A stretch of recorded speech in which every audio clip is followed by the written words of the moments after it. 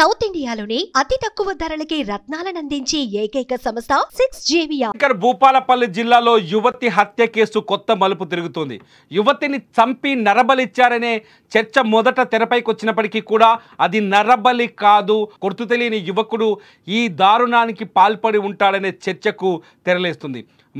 Varshini August 6వ తేదీన తన స్వగ్రామం చిట్యాల మండలం నుంచి తన స్వగ్రామం నుంచి ఆగస్టు 2వ తేదీన అదృశ్యమైంది. ఆగస్టు 6వ తేదీన ఆమె కుటుంబ సభ్యులు చిట్యాల పోలీసులకు ఫిర్యాదు చేశారు. అయితే వర్షిని ఎక్కడికి వెళ్ళింది అనేది అంతు చిక్కలేదు. దాదాపు 22 రోజుల తర్వాత వర్షిని డెడ్ బాడీ ఇక్కడ కాటారం మేడిపల్లి పరిసర ప్రాంతాల్లోని దట్టమైన అడవుల్లో ఆమె మృతదేహం దొరికింది. డెడ్ బాడీ దొరికిన చోట కొంత క్షుద్ర పూజలు చేసినట్టుగా ఆనవాళ్లు కనిపించాయి. క్షుద్ర పూజలని నమ్మడానికి కారణం ఏంటంటే అక్కడ పసుపు, కుంకుమ, నిమ్మకాయలు కూడా మృతదేహంతో పాటు స్వాధీనం చేసుకున్నారు పోలీసులు. ఈ నేపథ్యంలో వర్షినిది నర్రబలి అనే చర్చకు తెరలేసింది. ఒక్కసారిగా భూపాలపల్లి జిల్లాలో దుమారం చెలరేగింది. అంతా వణికిపోయే పరిస్థితి ఏర్పడింది. కాకపోతే పోలీసుల విచారణలో కొత్త కోణాలు వెలుగులోకి వస్తున్నాయి. ఎందుకంటే పోలీసులు ఇప్పటికే వర్షిని మృతదేహానికి కావాల్సిన పోస్ట్ మార్టం చేశారు. అక్కడే ఏదైతే స్పాట్లో డెడ్ బాడీ దొరికిందో అక్కడే పోస్ట్ మార్టం చేశారు. కొన్ని క్లూస్ సేకరించారు.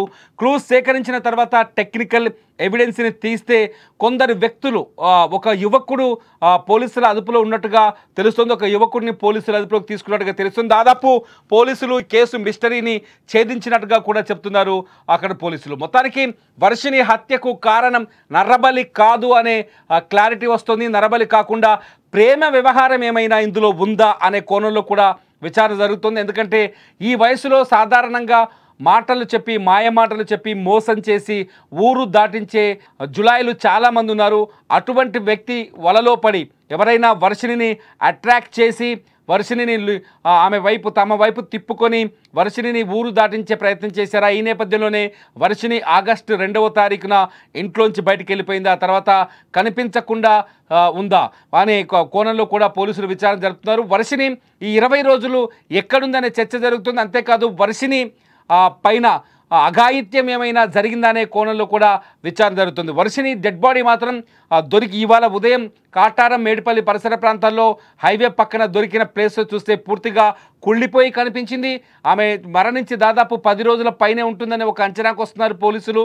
అంటే హత్య చేసి అక్కడ పడేశారా డెడ్ బాడీని, లేకపోతే ఆ వర్షిని ఇంట్లోంచి తీసుకొచ్చి వదిలించుకునే ప్రయత్నం చేశారనే కోణంలో కూడా విచారణ కొనసాగుతుంది. ఇప్పటికే పోలీసుల అదుపులో ఒక కీలకమైన యువకుడు అదుపులో ఉన్నాడని తెలుస్తోంది. పోలీసులు ఈ విషయాన్ని ధృవీకరిస్తున్నారు, కానీ ఇంకా పూర్తి వివరాలు చెప్పడానికి ముందుకు రావట్లేదు. పోలీసులు ఈ కేసులో కీలకమైన విచారణ అయితే కొనసాగుతోంది. ఈ కేసులో సాక్ష్యాధారాల్ని సాధించే ప్రయత్నం చేస్తున్నారు. క్లూస్ ఆధారంగా కేసు మిస్టరీని చాలా సునాయాసంగా తీర్చే పనిలో ఉన్నట్టుగా తెలుస్తుంది. పోలీసుల అదుపులో ఒక యువకుడైతే ఉన్నాడు. ఆ యువకుడే ఈ దారుణానికి ఒడిగట్టి ఉంటాడనే చర్చ మాత్రం కొనసాగుతుంది. చూడాలి వర్షిని హత్యకు కారణం ఏంటి? క్షుద్ర పూజలా, లేకపోతే నర్రబల, లేకపోతే ప్రేమ వ్యవహారమా? ఇది అన్నీ కాకుండా ఇంట్లోంచి బయటకు వచ్చిన వర్షిని ఎవరైనా గుర్తు తెలియని వ్యక్తులు, యువకులు అటకాయించి అఘాయిత్యానికి పాల్పడి హత్య చేసి ఉంటారా అనే కోణంలో కూడా విచారణ జరుగుతుంది. రకరకాల కోణాల్లో పోలీసుల విచారణ కొనసాగుతుంది. పోలీసుల అదుపులో కొందరు వ్యక్తులు ఉన్నట్టుగా తెలుస్తుంది. ఒక యువకుడిని పూర్తిగా పోలీసులు అనుమానిస్తున్నట్టుగా సమాచారం అందుతోంది. మీరేమనుకుంటున్నారు?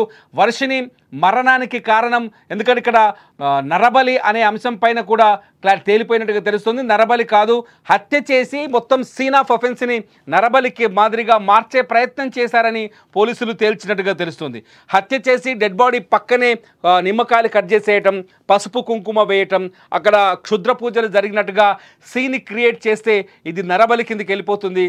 మరో పోలీసుల విచారణ కూడా తప్పుదారి పడుతుంది. ఆ తర్వాత హత్య నుంచి తాము వేగంగా తప్పించుకోవచ్చని హంతకులు ఆలోచించినట్టుగా తెలుస్తుంది. కానీ టెక్నికల్ ఎవిడెన్స్ ఇది నరబలి కాదు అని క్లారిటీ ఇచ్చినట్టుగా తెలుస్తుంది. ఒక వ్యక్తిని, ఒక యువకుడిని అదుపులోకి తీసుకొని విచారిస్తున్నట్టుగా తెలుస్తుంది. ఇది నరబలి సీన్ క్రియేట్ చేసినట్టుగా అర్థమవుతుంది. మరి మీరేమనుకుంటున్నారు? వర్షిని హత్యకు సంబంధించి మీ దగ్గర ఉన్న అభిప్రాయం ఏంటి? ఎవరైనా ప్రత్యక్ష సాక్షులు కానీ లేకపోతే ఈ వర్షినికి సంబంధించిన విషయాలు తెలిసిన వాళ్ళు ఉంటే ఈ వీడియో కింద కామెంట్ చేయండి. చూస్తూనే ఉండండి లైవ్ అప్డేట్స్ కోసం సుమన్ టీవీ డిజిటల్ లైవ్, అట్లాగే సుమన్ టీవీ లైవ్.